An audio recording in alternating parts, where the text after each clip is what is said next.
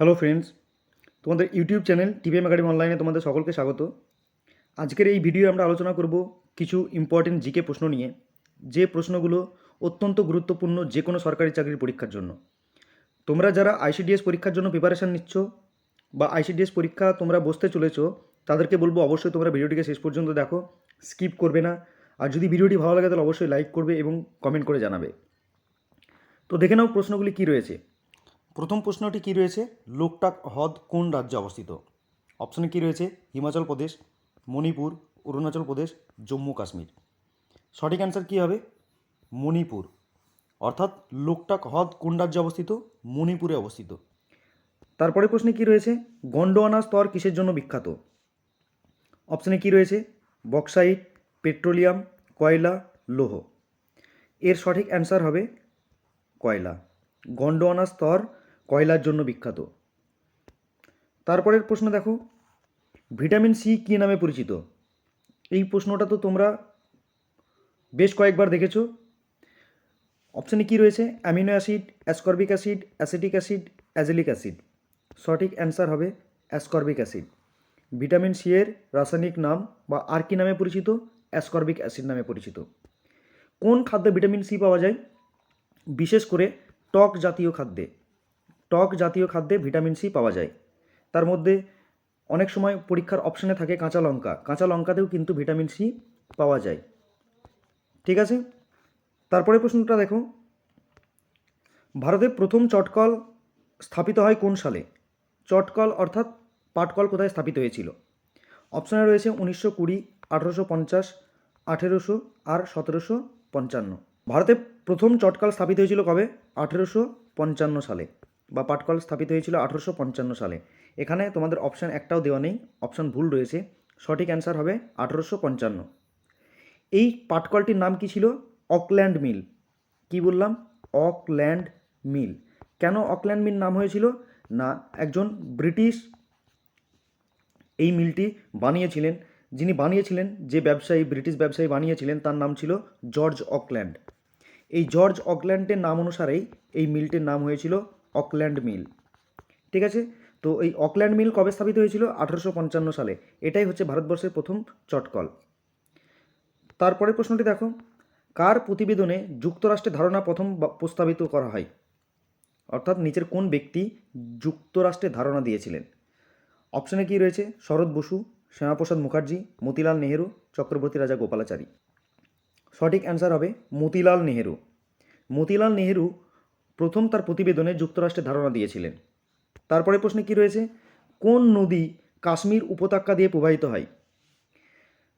যদি তোমরা ভারতের ম্যাপটিকে ভালো করে দেখো, আমাদের যে উত্তর অংশ রয়েছে, অর্থাৎ জম্মু কাশ্মীরের যে অংশটা রয়েছে, সেখানে দেখলে তোমরা দেখতে পাবে এখানে যে নদীগুলো বলা আছে তার মধ্যে সঠিক অ্যান্সার কোনটি হবে? ঝিলম নদী। ঝিলম, বা একে বাংলায় কি বলা হয়? বিতস্তা রিভারও বলা হয়, বা বিতস্তা নদী। এই বিতস্তা নদী কাশ্মীর ভ্যালির উপর দিয়ে প্রবাহিত হয়েছে। বেশ কিছুটা অঞ্চল জুড়ে এই ঝিলম নদী কী করেছে? ভারত এবং পাকিস্তানের মধ্যে বর্ডার তৈরি করেছে। যদি তোমরা ম্যাপে ভালো করে দেখো তাহলে দেখতে পাবে যে এইরকমভাবে ভারত এবং পাকিস্তানের মধ্যে বর্ডার তৈরি করে রেখেছে কে? এই ঝিলম নদী। তারপরে প্রশ্নে কি রয়েছে, কে সূর্যাস্ত আইন প্রবর্তন করেন? সূর্যাস্ত আইন মানে কি? এটাকে ইংরেজিতে বলা হয় সানসেট ল। সানসেট ল। এই সানসেট লটা কি? সানসেট লটা হচ্ছে যে সূর্য ডোবার আগে চাষিদেরকে কি করতে হতো? না, কর জমা দিতে হতো। তো সেটাকে কি বলা হয়? সূর্যাস্ত আইন বলা হয়। এই সূর্যাস্ত আইন কে প্রবর্তন করেছিলেন?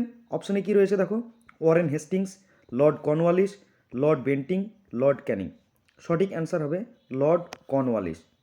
লর্ড কর্নওয়ালিস 1786 সালে কি করেছিলেন? এই সূর্যাস্ত আইন বা সানসেট ল প্রবর্তন করেছিলেন। তারপরের প্রশ্ন দেখো, নর্মদা নদীর উৎপত্তি কোথায়? অপশানে রয়েছে অমরকণ্টক মালভূমি, বিন্ধ্য মালভূমি, মৈকাল পর্বত এবং পালনি পর্বতমালা। সঠিক অ্যান্সার হবে অমরকণ্টক। নর্মদা নদীর উৎপত্তি কোথা থেকে হয়েছে? অমরকণ্টক মালভূমি থেকে। তারপরে প্রশ্ন কি রয়েছে, পূর্বঘাট ও পশ্চিমঘাটের সংযোগস্থল কোথায়? অর্থাৎ যদি ভারতের ম্যাপের এইরকম অংশটা তোমরা দেখো, এই দিকটাকে অর্থাৎ পশ্চিম দিকটাকে কী বলা হয়? পশ্চিমঘাট পর্বতমালা।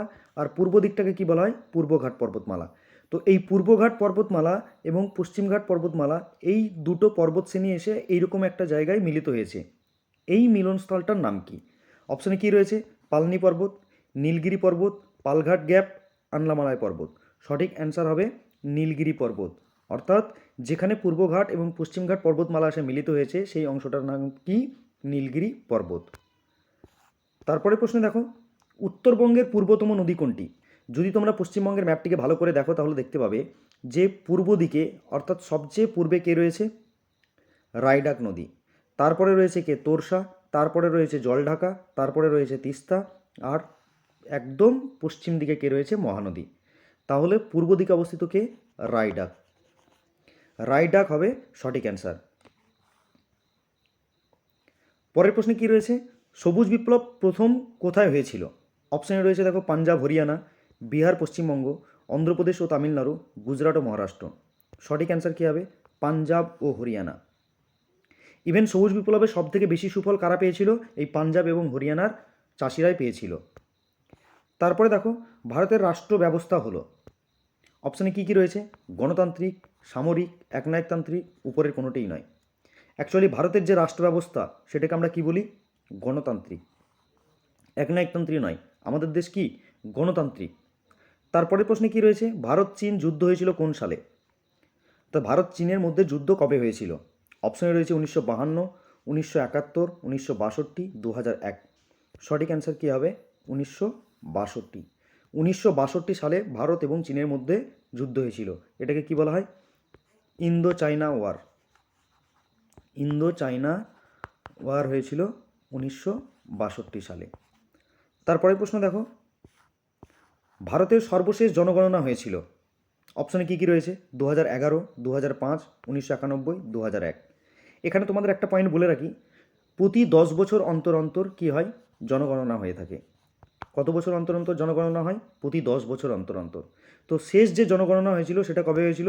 2011 সালে। অপশান এ হবে সঠিক অ্যান্সার।